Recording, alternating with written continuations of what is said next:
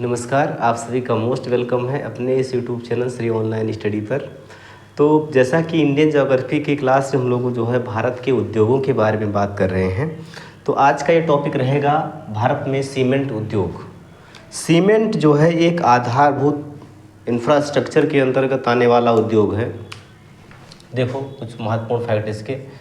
Cement जो है एक इंफ्रास्ट्रक्चर उद्योग है, अवसंरचना इंफ्रास्ट्रक्चर इसको बोलते हैं, इंफ्रास्ट्रक्चर उद्योग है। सीमेंट जो है इसको बनाने के लिए, सीमेंट बनाने के लिए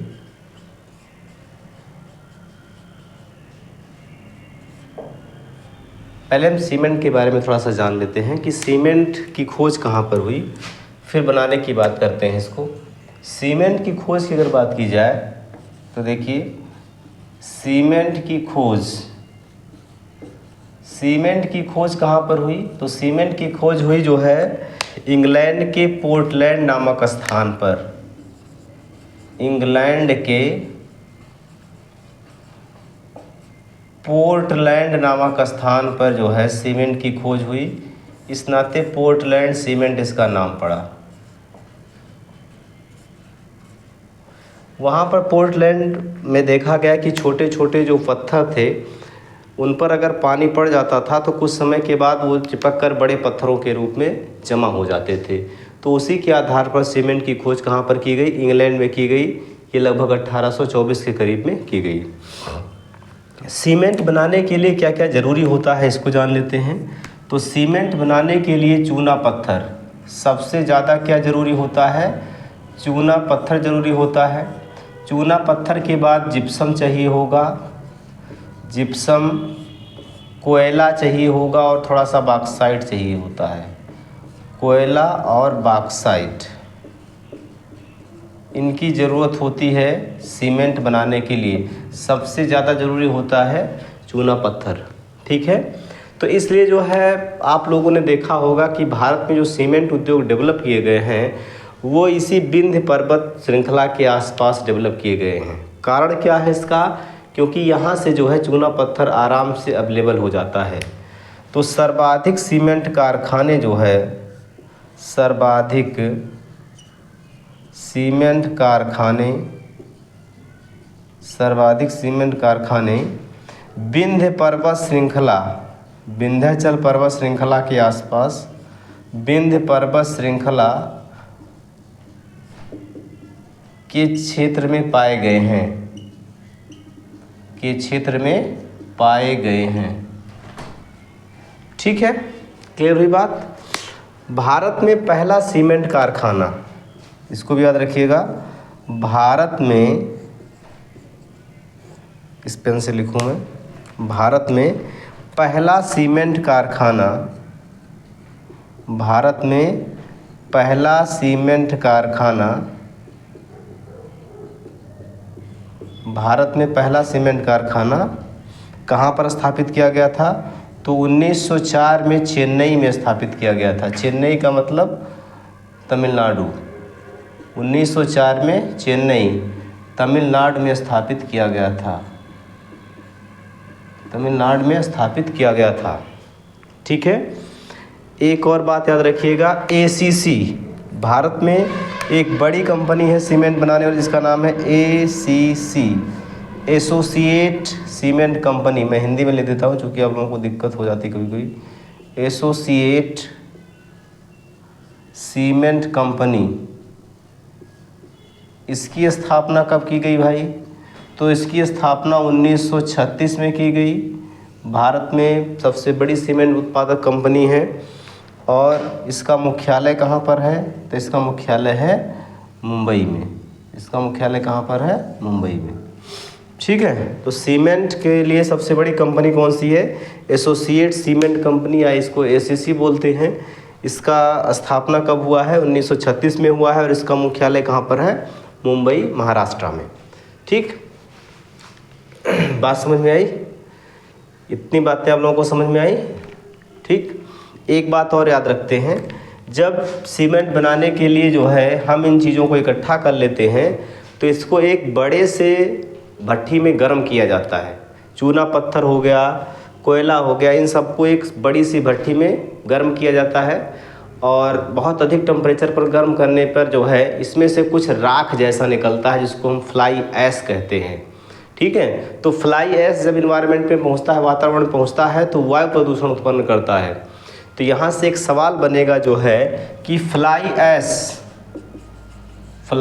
ऐश जो है ये क्या है?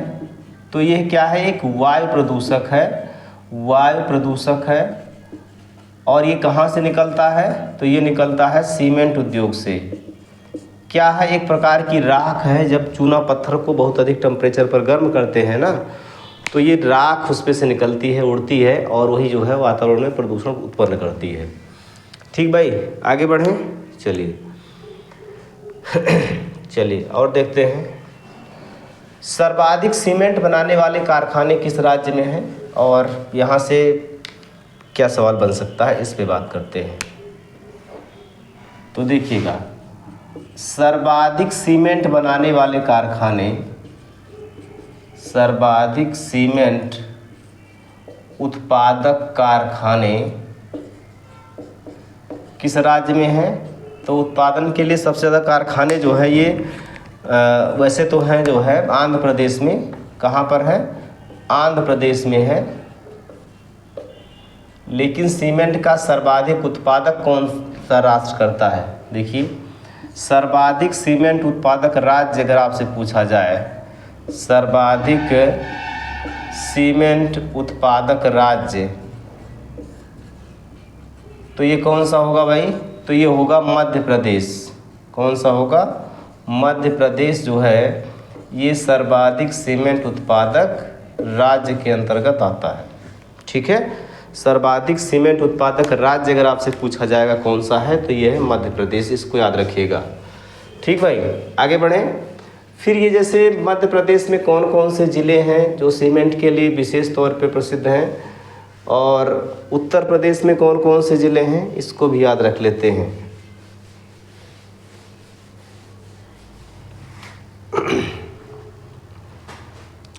तो देखिएगा, मध्य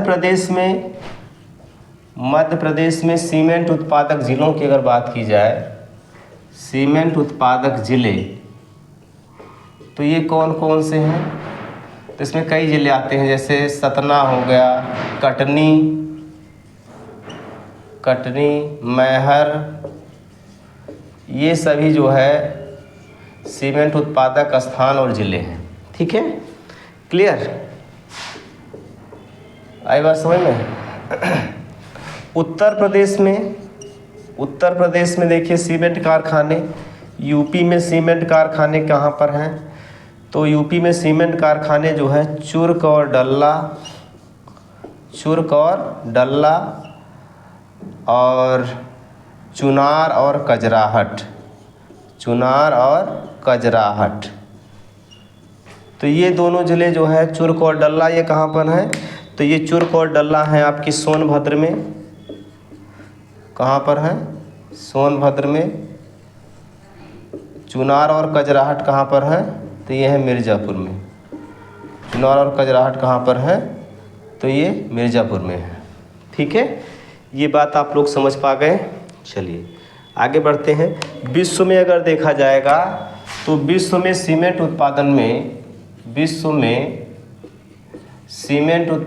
जो है, सीमेंट उत्पादन में नंबर 1 पर तो चाइना है। नंबर 1 पर कौन सा देश है? चाइना। लेकिन नंबर 2 पर अपना प्यारा भारत है। इसको भी आप याद रखिएगा। ठीक है, विश्व में सीमेंट उत्पादन में भारत दूसरे क्रम पर आता है। इसको आप याद रखेंगे। ठीक भाई, चलिए आगे बढ़ते हैं। आगे हम बात करेंगे जो है एल्युमिनियम उद्योग के बारे में। ठीक है, पहले उर्वरक उद्योग की बात कर लेते हैं, उर्वरक और फिर एल्युमिनियम। ठीक,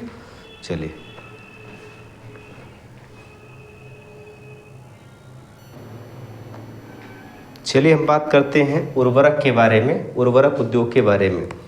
तो देखिए भाई, उर्वरक ये 3 प्रकार के होते हैं। उर्वरक जो है ये कितने प्रकार के? 3 प्रकार के। कौन कौन से?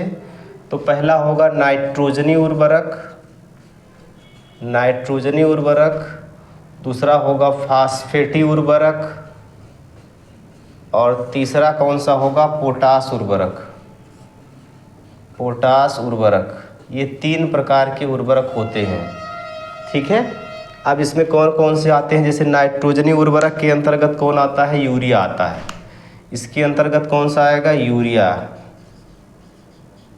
ठीक है। फास्फेट उर्वरक के अंतर्गत single super phosphate, single super phosphate, single super phosphate, single super phosphate आता है। पोटास उर्वरक के अंतर्गत कौन आएगा भाई? तो पोटास उर्वरक के अंतर्गत जो है म्यूरेट ऑफ पोटास आता है, म्यूरेट ऑफ पोटास। इसको याद रखिएगा, कौन सा ब्रांड किसके अंतर्गत आ रहा है, ठीक है। आई बात समझ में?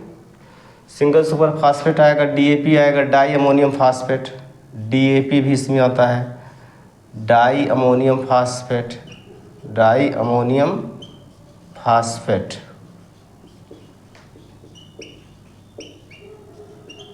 ठीक है। क्लियर है बातें? चलो आगे बढ़ते हैं। आगे इसमें देखिएगा जो है कि भारत में कौन कौन से, इन तीनों उर्वरकों में कौन भारत में उत्पन्न होता है, कौन विदेशों से मंगाना पड़ता है, ये सवाल पूछा जाता है। तो ये देखिए जो है, ये नाइट्रोजनी उर्वरक और फास्फेटी उर्वरक, इनका उत्पादन भारत में हो जाता है, जबकि पोटास उर्वरक जो है इनको बाहर से विदेशों से आयात किए जाते हैं। ये इनको विदेशों से आयात करना पड़ता है, विदेशों से आयात करना पड़ता है, समझ रहे हैं ना? इनको विदेशों से आयात करना पड़ता है, इसको आप याद रखिएगा। ये जो है विदेशों से मंगाए जाते हैं, इससे कनाडा हो गया, यूएसए हो गया, यहाँ सबसे ये मंगाए जाते हैं पोटास उर्वरक, ठीक है। आगे बढ़ें। अब देखिए जो है उर्वरक के लिए भारत में पहला कारखाना, उर्वरक के लिए पहला कारखाना कहाँ लगाया गया? तो ये पहला कारखाना लगाया गया था रानीपेट, तमिलनाडु में। कहाँ पर? रानीपेट स्थान है, रानीपेट तमिलनाडु में, रानीपेट तमिलनाडु में। कब लगाया गया था? तो ये 1904 में लगाया गया था, 1904 में पहला उर्वरक कारखाना लगाया गया था, ठीक है। अब इसमें और क्या सवाल बन सकता है? जैसे कुछ उर्वरक उत्पादक स्थान है, वहाँ से सवाल बनता है कि यूरिया का उत्पादन कहाँ से होता है। इसके अलावा जो है ये डीएपी वगैरह कहाँ से बनाए जाते हैं, तो इनसे संबंधित सवाल बनते हैं। चलिए उनको आगे देख लेते हैं, ठीक है।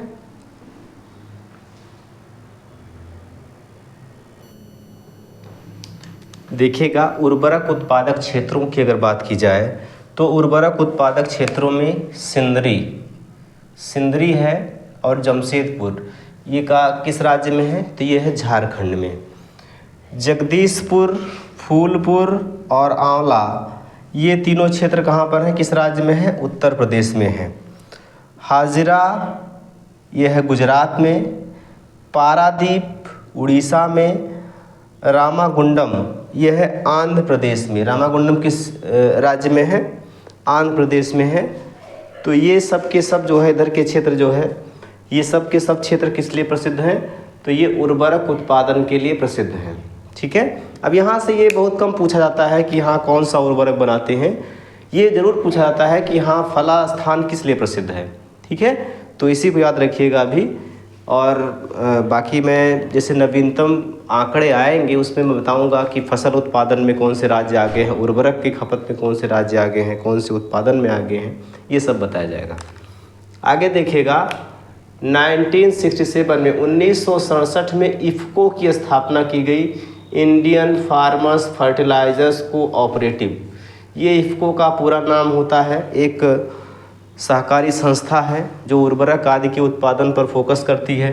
इसके अलावा एक और संस्था है जिसकी स्थापना 1980 में की गई है, क्रिभको, कृषक भारती कोऑपरेटिव लिमिटेड, तो इन सब की स्थापना जो है उर्वरक के क्षेत्र से संबंधित है। ये सब उर्वरक क्षेत्र में उत्पादक सहकारी समितियां हैं जिनको आपको याद रखना होगा। ठीक है, तो हमारे ख्याल से इतना उर्वरक उत्पादन में आपके लिए पर्याप्त है। उर्वरक से जो भी सवाल बनेंगे आप यहाँ बहुत आराम से कर ले जाओगे। ठीक है, तो आज के लिए इतना रखिए, बाकी हम मिलते हैं कल की क्लास में। जय हिंद सभी को।